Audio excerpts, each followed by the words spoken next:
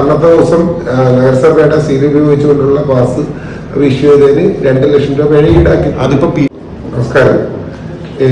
ആലപ്പുഴ ബീച്ചിലെ അമ്യൂസ്മെന്റ് പാർക്കുമായി ബന്ധപ്പെട്ട് അനധികൃതമായി കഴിഞ്ഞ കുറേ ദിവസങ്ങളായി സോഷ്യൽ മീഡിയയിൽ ആലപ്പുഴ നഗരസഭയുടെ പെർമിഷൻ ഇല്ലാതെ കാര്യങ്ങൾ മുന്നോട്ട് കൊണ്ടുപോയതുമായിട്ട് ബന്ധപ്പെട്ട് സോഷ്യൽ മീഡിയയിൽ വലിയ ആക്ഷേപങ്ങൾ ആലപ്പുഴ നഗരസഭയും ഭരണസമിതിയെക്കുറിച്ച് പല കൗൺസിലർമാരെ കുറിച്ചൊക്കെ കേട്ടു.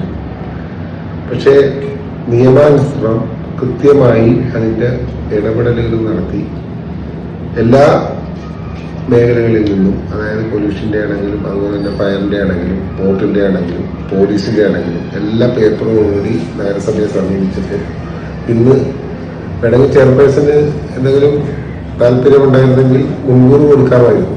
പക്ഷെ അത് കൊടുത്തില്ല. എന്ന് മാത്രമല്ല 23-ാം തീയതി വെച്ചിരുന്ന കൗൺസിലിൽ നോട്ടീസ് ഉൾപ്പെടെ ക്യാൻസൽ ചെയ്തുകൊണ്ട് 20-ാം തീയതി കഴിഞ്ഞ കൊച്ചു പെരുന്നാളിന്, അതായത് 20-ാം തീയതി വെള്ളിയാഴ്ച അല്ലേ കറക്റ്റ്, അന്ന് മുമ്പ് നടത്തിയ ആ കാർണിവലിലെ ഒരു റൊട്ടേഷൻ എന്ന പോലെ ആലപ്പുഴ നഗരസഭയുടെ സീൽ ചെയ്ത പാസ് ദുരുപയോഗം ചെയ്തത് കൃത്യമായിട്ട് അത് മുനിസിപ്പൽ സെക്രട്ടറി ആ ഷോ നടത്തിയതുമായി ബന്ധപ്പെട്ട് അദ്ദേഹത്തിന്റെ അറിവിൽ നിന്ന് അദ്ദേഹത്തെ ചെയർപേഴ്സണുമായിട്ടും ഭരണസമിതിയുമായിട്ട് സംസാരിച്ചതിന്റെ അടിസ്ഥാനത്തിൽ കൃത്യമായി പോലീസിന് പരാതി ലഭിച്ചിട്ടുണ്ട്.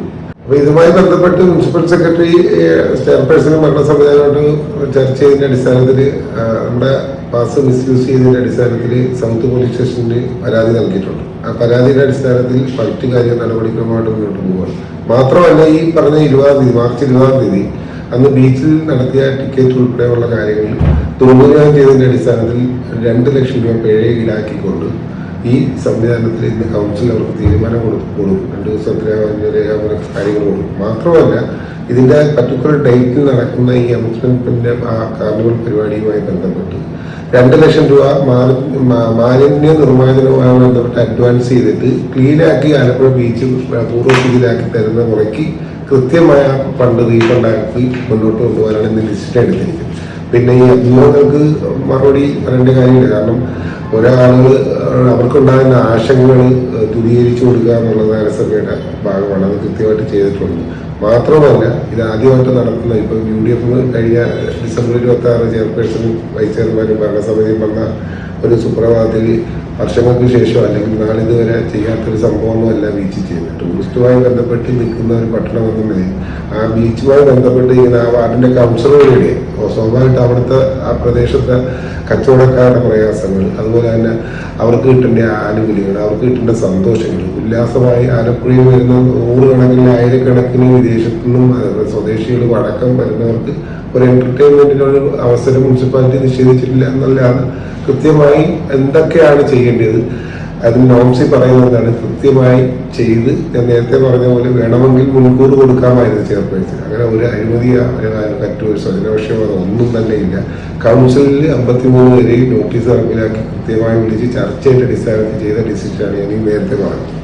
അതിനപ്പുറത്തേക്ക് വേറൊന്നും ഇല്ല. വേറെ എന്ത് പറഞ്ഞാലും അതിനൊന്നും എന്താ പറയുക, അഴിമതി ആരോടും മറ്റു കാര്യങ്ങളൊക്കെ പറയുന്നത് ആർക്ക് വേണമെങ്കിലും ഉന്നയിക്കുക. അടിസ്ഥാനപരമായ അല്ലെങ്കിൽ അടിസ്ഥാനരഹിതമായ അഴിമതിക്ക് നമ്മൾ കാതു നോക്കാൻ നിൽക്കുന്നില്ല. പ്രത്യേകിച്ച് ഇപ്പോൾ ചൂട് പിടിച്ച് ഇലക്ഷന്റെ സമയത്ത് ഇതിന്റെ പുറകെ പോയാലും ഞങ്ങളെ സംബന്ധിച്ചിടത്തോളം താല്പര്യമില്ല.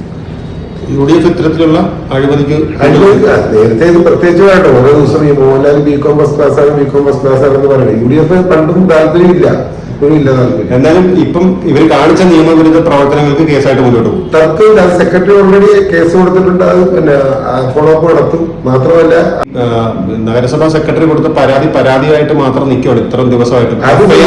FIR എടുക്കേണ്ടത് നടപടിക്രമോ ഞാൻ പറയാം. ഇപ്പൊ ഭരണം പറയുകയാണെങ്കിൽ UDF ഭരിക്കുകയാണെങ്കിൽ അപ്പുറത്ത് പോലീസ് FIR എടുക്കേണ്ട പോലീസ് LDFന്റെ അല്ലേ.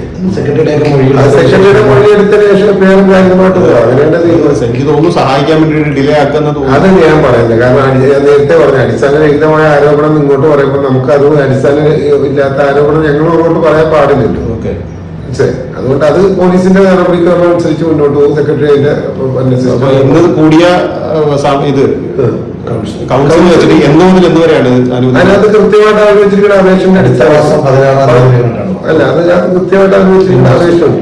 ഇൻഷുറൻസിന്റെ അതുവരെ ഏപ്രിൽ 19 വരെയാണ് അത് കണ്ടിന്യൂ ചെയ്യുന്നത്. അതിനുശേഷം തുടർന്നുകൊണ്ട് അതിന്റെ ശേഷം തുടരുകയാണെങ്കിൽ അതിന് നമ്പർ കൗൺസിൽ വിളിക്കേണ്ടി വരും. ശരി ശരി ശരി.